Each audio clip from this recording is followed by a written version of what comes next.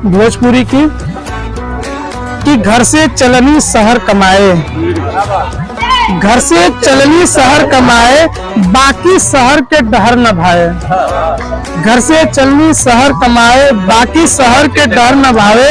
बड़बड़ गाड़ी बड़बड़ घर, बड़बड़ गाड़ी बड़बड़ घर, ऊपर घर नीचे घर, 20-20 तल्ला के एक घर का यही के कहल जाला नगर।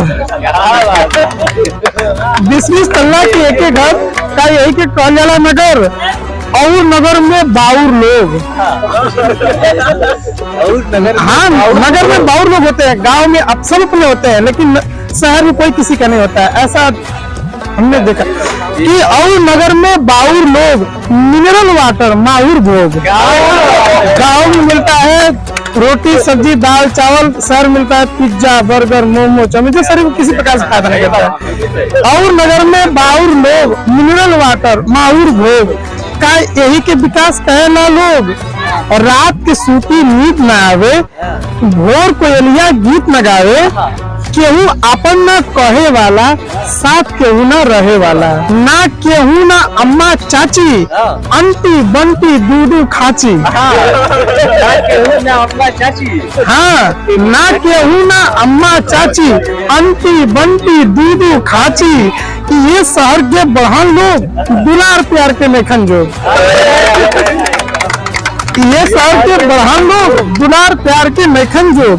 ऐसे सुघर गांव में रहती, खेती करती हाट बाजार। जो आदमी कमाया गया शहर अंतिम इच्छा अपना देख रहा है कि ऐसे सुघर गांव में रहती, खेती करती हाट बाजार। रात में माई कपार दबाई, छोट बहनियां खूब चिढ़ाई।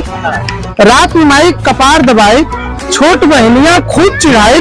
बाबू डटता बोलता हित, ये बाबू का गाड़ी है कि बाबू डटता बोलता हित, भाई बहन के लागत तीत। छोट बहनियां खूब चिढ़ाई, बाबू डटता बोलता हित, भाई बहन के लागत तीत।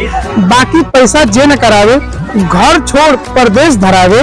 मलकिनिया के याद सतावे, मलकिनिया की याद सतावे, पछुआ और जब बदरी छावे।